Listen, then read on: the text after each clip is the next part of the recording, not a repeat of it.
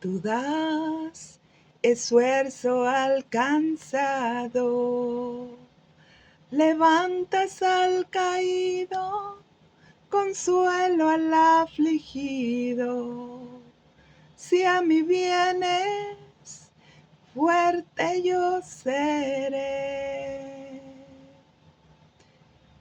Tú das esfuerzo alcanzado, levantas al caído, consuelo al afligido.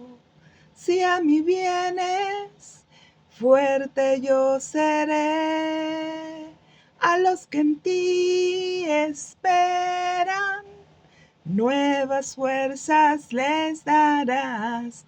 Yo en ti confío, oh Dios, mi Salvador. A los que en ti esperan, nuevas fuerzas les darás. Yo en ti confío, oh Dios, mi Salvador. Nuevas fuerzas yo tendré. Correré y no me cansaré. Junto a ti, fuerte yo seré. Como el águila me levantaré. A los que en ti esperan, nuevas fuerzas les darás. Yo en ti confío, oh Dios, mi Salvador. A los que en ti esperan, nuevas fuerzas les darás. Yo en ti confío, oh Dios, mi Salvador. Así es, chicos hermosos. Dios es nuestro Salvador, Dios es nuestro libertador, Dios es nuestro Redentor. Y por eso estamos aquí, trayendo de nuevo otro video de las promesas de Dios para sus hijos. Ese es el video número 8. Espero que les estén sirviendo todos estos videos para que podamos conocer a Dios más profundamente. Y cuando venga la prueba, cuando venga la tentación o cuando venga el problema, nosotros podamos salir adelante. Porque tenemos a un Dios fuerte, un Dios que nos respalda, un Dios que nos levanta y un Dios que nos ayuda a seguir adelante. Es el que nos muestra el camino. ¿Recuerdan a Moisés? ¿Cómo iba Dios delante de ellos, abriendo el camino en el desierto, de noche iluminando con una columna de fuego y de día con una nube cubriéndolos del calor del sol? Pues así nuestro Dios, cuando le entregamos nuestra vida a Cristo, Él va con nosotros, Él nos acompaña en cada proceso de esta vida y Él nos ayuda a salir adelante. Entonces, no perdamos la oportunidad. Acompáñenme, por favor, a seguir estudiando estas promesas que Dios nos da en toda la Biblia, desde el Génesis hasta el Apocalipsis. Y hoy vamos a ver una promesa que está en Gálatas capítulo 6, versículo 9, que dice lo siguiente: no nos cansemos pues de hacer el bien, porque a su tiempo segaremos si no desmayamos. No seas engañado por aquellos que dicen que a Dios no le importa cómo vivimos nuestra vida. De hecho, Él tiene un profundo interés en nuestra conducta y en nuestros motivos. Está demostrado que cosechamos más de lo que sembramos y más de lo que hemos sembrado después de haberlo sembrado. Esto significa que experimentaremos las consecuencias de nuestras decisiones por mucho tiempo, ya sean buenas o sean malas. Por lo tanto, debemos tener mucho cuidado y vivir en obediencia al Señor por amor a Él, para que podamos estar seguros que nuestras vidas producirán una cosecha de bendiciones que nos traerá un gran gozo. Esta promesa nos habla de una recompensa si perseveramos haciendo el bien. Hacer el bien puede ser difícil, especialmente si se comienza a dudar de la importancia de hacer el bien. Por eso Pablo insta a los Gálatas a seguir viviendo de una manera coherente con lo que ellos creen, de acuerdo a la fe que han puesto en Jesucristo, su Señor. Ayer vimos, o más bien en el anterior video vimos, que la verdadera fe es la que agrada a Dios, es la que viene de Dios, es la que nace por creer todo lo que dice la Biblia, que es la palabra de Dios. Y la fe falsa, la que no agrada a Dios, es cuando creemos todo lo que el mundo dice. Y en eso vivimos sin darnos cuenta. Algunas creencias no agradan a Dios y son abominación para Él. Hay que ser maduros para no caer en la trampa del diablo que dice, no tiene nada de malo, todo mundo lo hace. Precisamente por eso nosotros no lo hacemos, porque estamos en el mundo, pero ya no pertenecemos a este mundo. Ahora le pertenecemos a Dios y hacemos y vivimos lo que a Él le agrada. Si las cosas buenas que hace no tienen una cosecha inmediata o cuando usted cree que debería de suceder, eso no significa que deberíamos de renunciar a seguir haciendo el bien.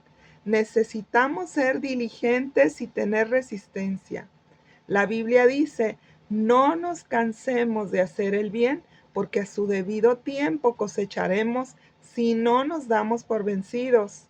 Si resistimos los sentimientos de desánimo, recibiremos los resultados de las bendiciones de nuestro arduo trabajo.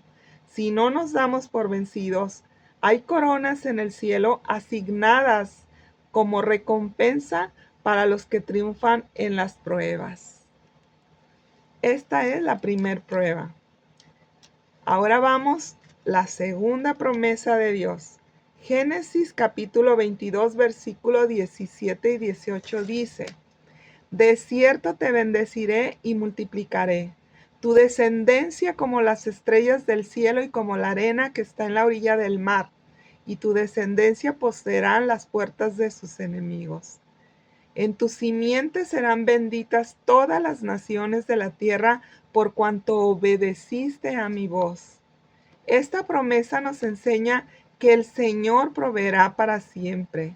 Puede sorprendernos o dejarnos perplejos o hacernos esperar, pero siempre proveerá exactamente lo que necesitamos cuando lo necesitemos.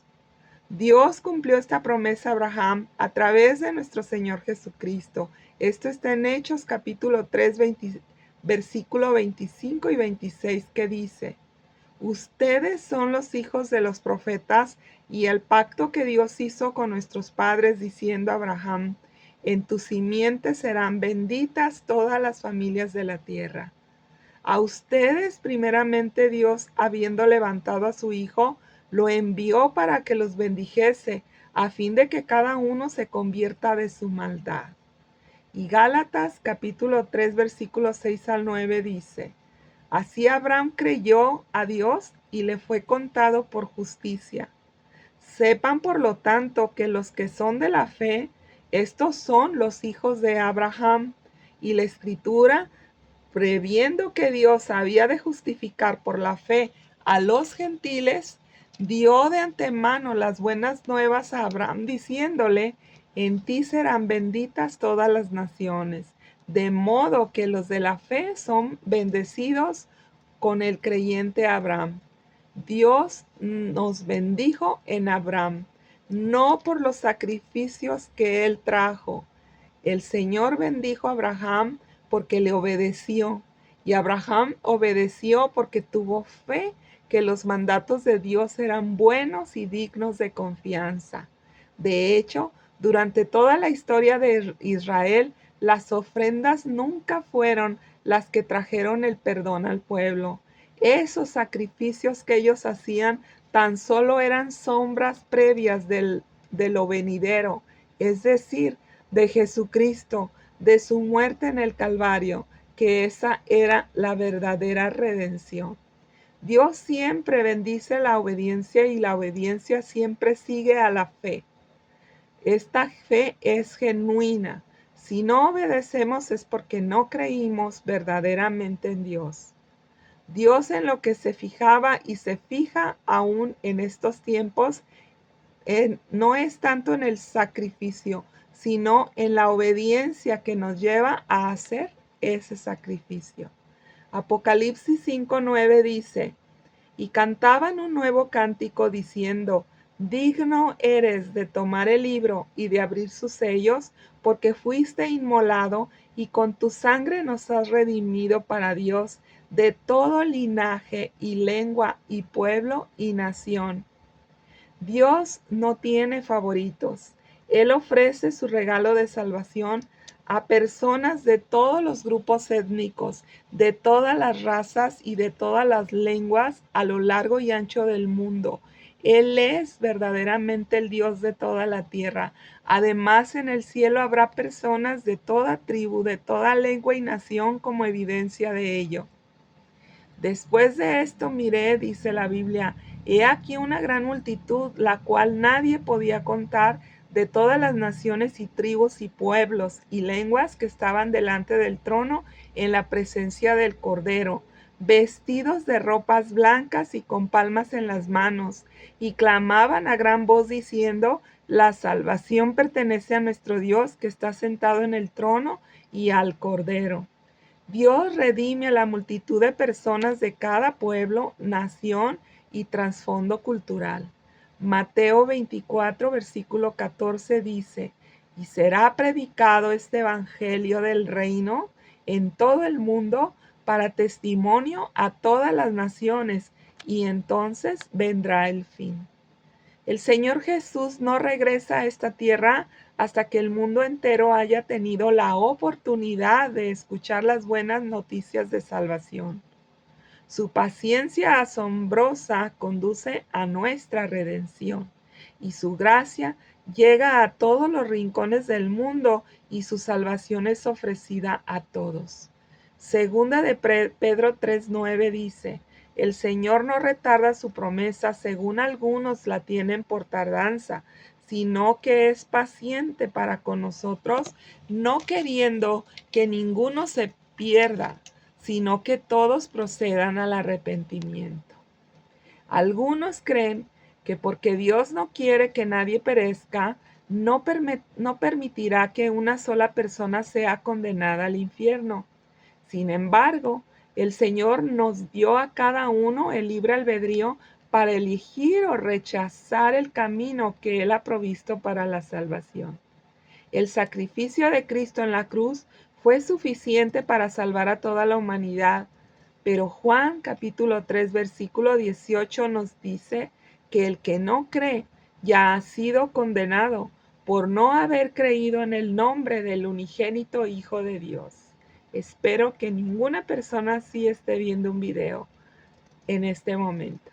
Pero nosotros, al entregar nuestra vida a Jesús, espiritualmente somos descendencia de Abraham y también se convierte en el padre de nuestra fe. Y Él nos dice que creyó Abraham a Dios y le fue contado por justicia. Asimismo, nosotros debemos de tener la fe en Dios como Abraham, y es creer que Dios justificó la impiedad de nosotros y que todo aquel que crea en Él no morirá, mas tendrá la vida eterna. Romanos capítulo 4, versículo 3 al 5 dice: porque, ¿qué dice la Escritura? Creyó a Abraham y le fue contado por justicia, pero el que obra no se le cuenta el salario como gracia, sino como deuda. Mas el que no obra, si no cree en aquel que le justifica, que justifica al impío, su fe le es contada por justicia. El apóstol Pablo usó este ejemplo de Abraham, que vivió muchos muchos años antes de la ley de Moisés. Y la ley que dio Dios a Moisés para su pueblo, para mostrar que la única manera en que cualquier persona puede llegar a tener una relación correcta con Dios es por su gracia a través de la fe. Jesucristo siempre bendice nuestra obediencia genuina y esta obediencia siempre sigue a la fe genuina.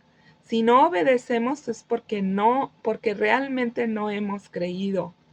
En Hechos capítulo 3, versículo 18 y 19 dice: y aquí quienes juró que no entrarían en su propio reposo, sino aquellos que desobedecieron. Y vemos que no pudieron entrar a causa de su incredulidad. Existe una clara conexión entre la incredulidad y la desobediencia. Cuando rehusamos someternos al llamado de Dios para salvarnos, siempre es porque no creemos, porque no ponemos nuestra fe en Él, en sus promesas de bendición o en sus advertencias en contra de la rebelión. Promesa número 3.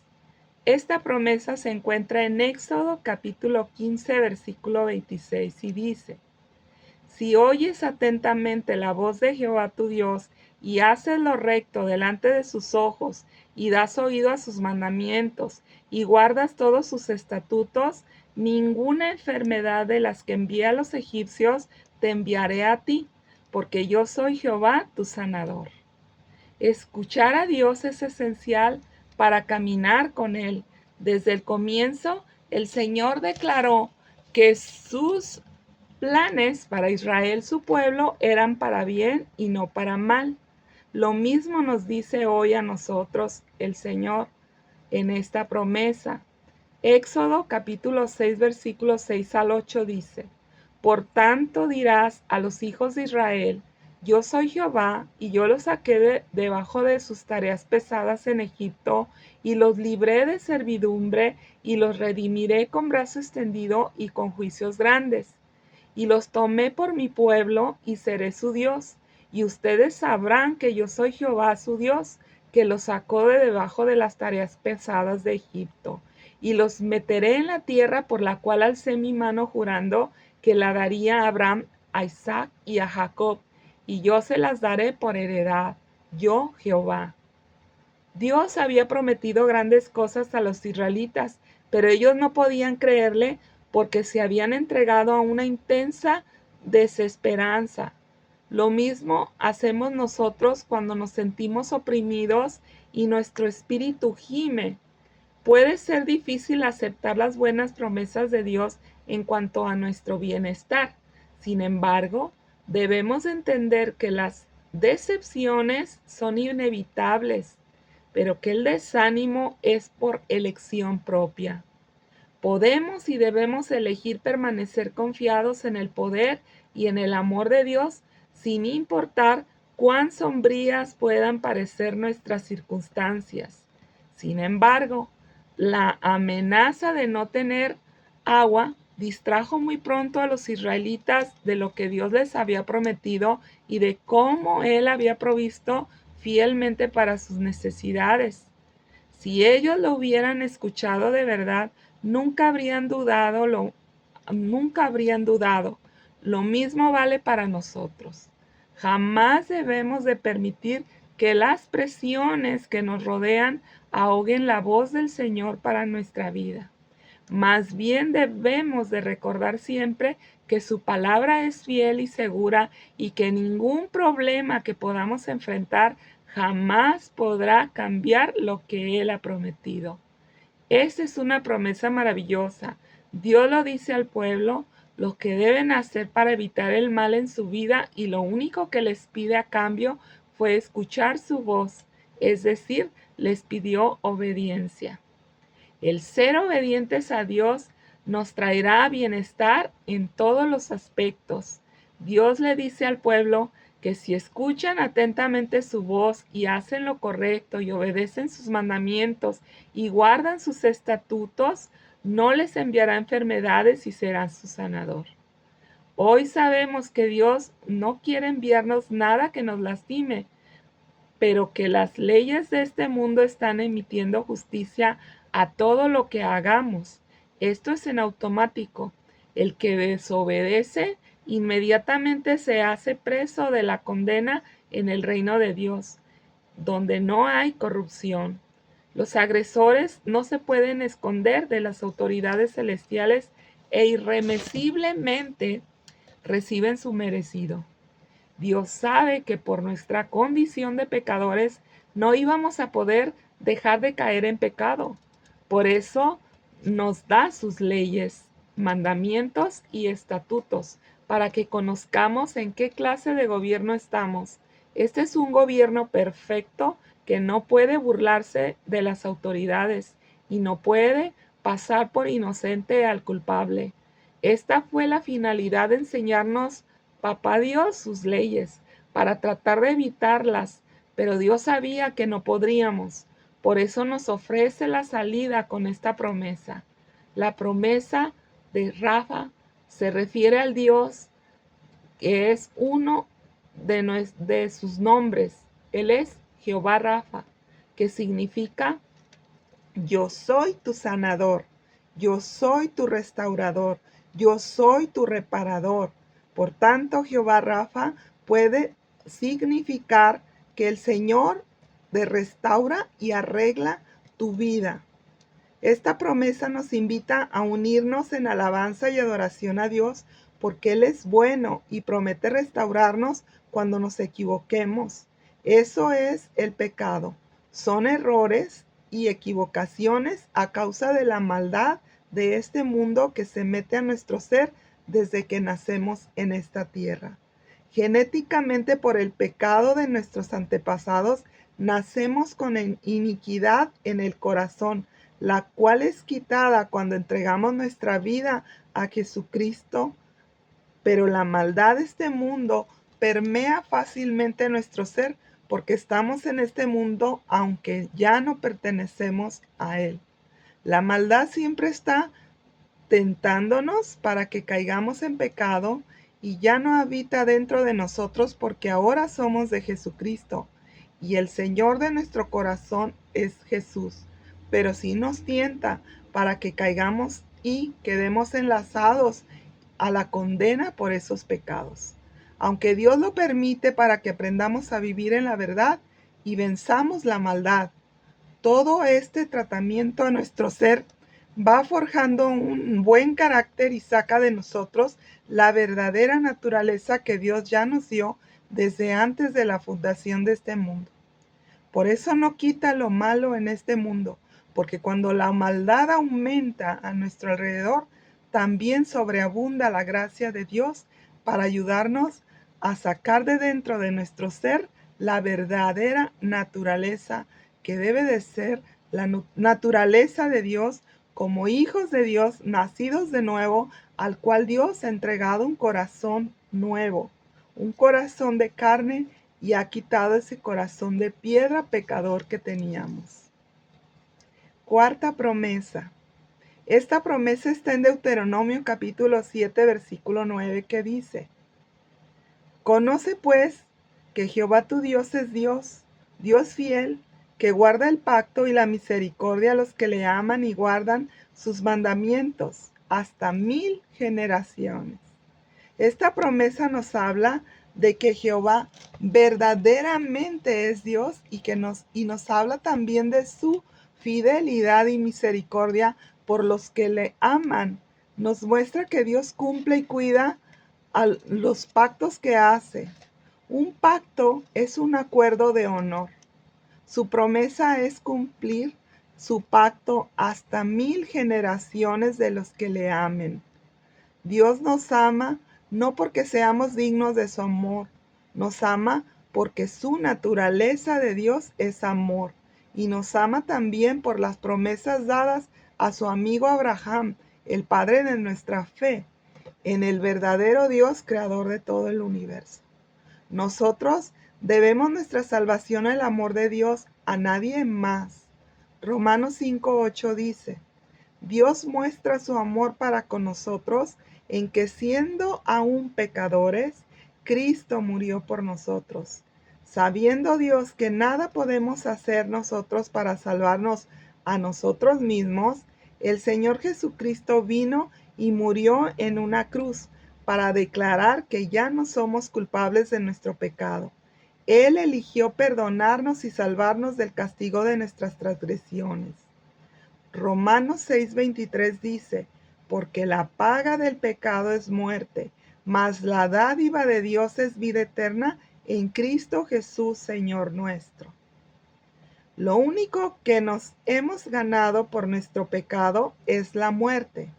Usted tiene dos opciones en esta vida: recibir esa paga que pierde su vida o aceptar a Jesucristo y que ya recibió la muerte que le tocaba y recibirá usted, que le tocaba recibir a usted por su maldad. Jesús a usted le dio su vida eterna. Jesús hizo un intercambio, se dio a él mismo en nuestro lugar para pagar el precio por el pecado que es la muerte y la condenación eterna. Mateo capítulo 16, versículo 25 y 26 dice, porque todo aquel que quiera salvar su vida, la perderá. Y todo el que pierda su vida por causa de mí, dijo Jesús, la hallará. Porque ¿qué aprovecha el hombre si gana todo el mundo y pierde su alma? ¿O qué recompensa dará el hombre por su alma?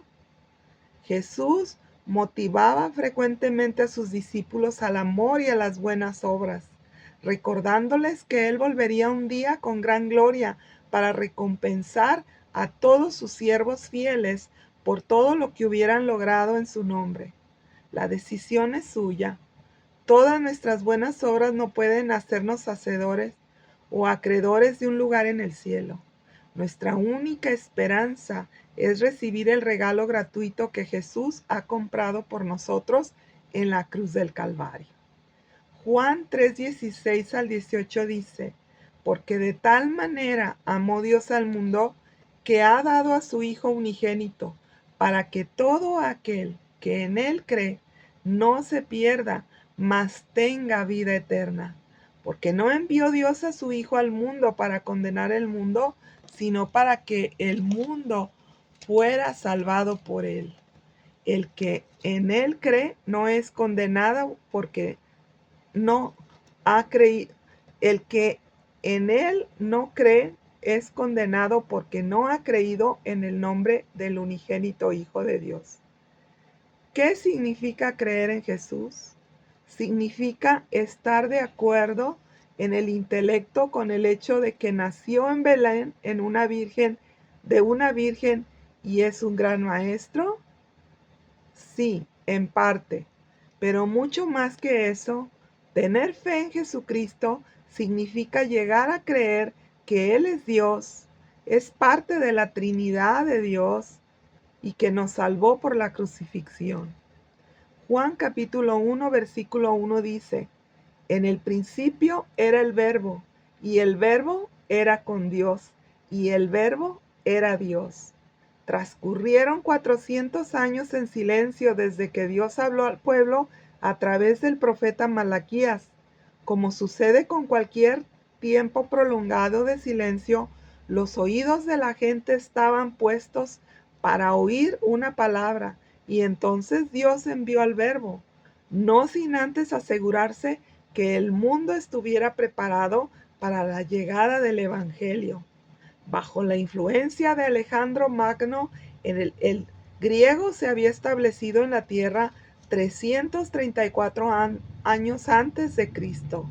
El griego se estableció como un lenguaje de la ciencia y de la medicina y la filosofía, lo cual facilitó la comunicación mucho más que antes en la historia del Medio Oriente. Además, con los caminos y la paz general del Imperio Romano, los misioneros pudieron desplazarse a todos los lugares con más facilidad. Finalmente, con todos los judíos esparcidos a lo largo y ancho del Imperio Romano, los evangelistas se encontraron con muchas sinagogas desde las cuales pudieron predicar las buenas noticias de salvación a todo el mundo conocido. Y Juan capítulo 10, versículo 30 dice, yo y el Padre somos uno. En este versículo Jesús proclamó la verdad de su unidad en naturaleza e igualdad dentro de la deidad que es trino. Y Deuteronomio capítulo 6, versículo 4 dice, oye Israel, Jehová nuestro Dios, Jehová uno es. Esta declaración comienza una sesión que es llamada el Shema. Es la palabra hebrea traducida como oye. El pueblo hebreo debía de orar con frecuencia. Y Deuteronomio 6 del 4 al 9 nos confirma de su creencia en Dios. Esta es una sabia práctica que usted repita lo que cree, porque cuando vengan los momentos de dificultad, el Espíritu Santo le recordará la verdad de Dios grabada con anterioridad cuando usted leyó las Escrituras, es decir, la Biblia, y esto le alentará a seguir adelante en su vida. Con base a su aseveración de decir, yo y el Padre somos uno, debemos de tomar la decisión o bien creemos que el verdadero Dios o debemos rechazar todo lo que dice. No hay un punto medio. Como creyentes, sabemos que solo hay un Dios y que lo conocemos en tres personas, Padre, Hijo y Espíritu Santo. También sabemos que todo lo que Jesús dijo es absolutamente cierto, porque es la verdad. Juan 14:6 dice, yo soy el camino, yo soy la verdad y la vida. Nadie viene al Padre si no es por mí. La verdad es muy angosta y la única manera en que alguien puede venir al Padre es por medio de Jesús, quien vivió una vida completamente libre de pecado en pensamiento, palabra y obra. Juan 14:9 dice, Jesús dijo, tanto tiempo he estado con ustedes y aún no me conoces, Felipe, el que me ha visto a mí, ha visto al Padre. ¿Cómo pues dices tú, muéstrame al Padre? En Jesús tenemos más que una simple representación de los atributos teológicos. Él es Dios encarnado y cuando nos fuimos, cuando nos fijamos en Él, contemplamos a nuestro Señor Dios. Efesios 2:5 dice, aun estando nosotros muertos en pecados, nos dio vida juntamente con Cristo, porque por gracia sois salvos. Antes de creer en Jesús estábamos muertos para Dios en nuestro espíritu y ciegos a sus caminos, incapaces de comunicarnos con Él y eternamente separados de Él a causa de nuestra naturaleza pecaminosa. Y no podemos cambiar nada de esto con nuestras propias obras. Lo único que puede cambiar es nuestra condición, es en nuestro espíritu nuevo y en una vida nueva. Todo lo que es un regalo de Cristo para nosotros cuando creemos, y Él como nuestro Salvador. Romanos 6:6 dice, sabiendo esto, que nuestro viejo hombre fue crucificado juntamente con Él, con Cristo, para que el cuerpo del pecado sea destruido, a fin de que no sirvamos más al pecado. Antes bien, que vivamos en Cristo, y el pecado tenía un yugo asfixiante sobre nuestra vida y no podíamos hacer más que servirlo como esclavos obedientes al pecado. Pero a través de la muerte y la resurrección de Cristo, ahora recibimos una naturaleza nueva y el poder de Dios que nos permite vivir Dios. Si usted sigue creyendo que de algún modo puede ganarse su salvación, en realmente nunca ha nacido de nuevo. No obstante, si usted pone realmente su fe en Él, recibe su regalo y la vida eterna. Juan 6:40 dice, esta es la voluntad del Padre del que me ha enviado, que todo aquel que ve al Hijo y crea en Él tendrá vida eterna, y yo le resucitaré en el día postrero. San Juan capítulo 17, versículo 3 dice, y esta es la vida eterna, que te conozcan a ti, el único Dios verdadero, y a Jesucristo, el cual has enviado. Algunos creen erróneamente que la vida eterna solo puede disfrutarse después de la muerte. Sin embargo, la palabra de Dios es clara. Usted la recibe tan pronto tenga fe en Jesucristo resucitado y exprese una relación personal con Él. Usted no recibe solamente el regalo de vivir para siempre. Dios también le da el privilegio asombroso de tener una relación dinámica y vigorosa con el Creador de todo lo que existe, con Jesús, que no murió solamente para que la gente fuera amable y buena, sino que Él dio la vida por todos y lo hizo debido a su gran amor asombroso al Padre primeramente y a nosotros también, como sus hermanos, como sus hijos. Oremos. Gracias, Padre, por tus promesas recibidas en este día. Nos has confirmado ampliamente cuánto nos amas y que dejaste tu trono y tu forma de Dios para venir a salvarnos. Gracias, Padre, no tenemos con qué pagarte tan grande deuda. El perdón de nuestros pecados, porque tú los pagaste muriendo en nuestro lugar. No tenías que hacerlo, sin embargo, tú lo hiciste por amor. Gracias, Padre. Amén. Y bueno, chicos, no me puedo despedir sin antes darle la oportunidad a alguna persona que vea este video por primera vez. Hay un solo mediador en el cielo por nosotros. No hay nadie más que pueda ir al cielo por sus propios medios, solo por Jesús. A ese vino Dios al mundo, a vivir en forma humana y poder vencer a nuestros más grandes enemigos, que eran los que impedían que nosotros fuéramos al cielo. Estos enemigos eran el mundo, la muerte y el diablo. Pero para eso vino el Hijo del Hombre, para deshacer las obras del diablo. Jesucristo de Nazaret pagó el precio por nosotros, pecadores, porque la paga del pecado es muerte, pero el regalo de Dios para los que crean en Él es la vida eterna. ¿Qué tenemos que hacer? Primeramente creer en Él y darle nuestra vida y todo nuestro ser. Y Él se comprometió a darnos un nuevo corazón y llevarnos al cielo. Si usted hoy quiere entregarle la vida, lo vamos a hacer en una oración. Por favor, repita conmigo. Señor Jesús, en esta hora yo decido creer en ti y en tu salvación. Yo creo que moriste en la cruz del Calvario por mis pecados. Te pido que me perdones y que me des un nuevo corazón para amarte, obedecerte y servirte desde hoy y para siempre. Gracias, Padre. Amén. Si usted hizo esta oración, yo lo felicito y le bendigo también. Le pido de favor, si tiene una Biblia en casa, que la comience a leer. Le sugiero que comience a leer el Evangelio de San Juan, que nos revela claramente quién es Jesús y qué vino a hacer a esta tierra.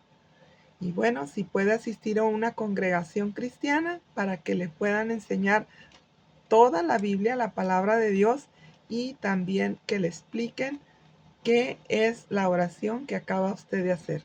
Esta es la oración de fe, la oración de compromiso.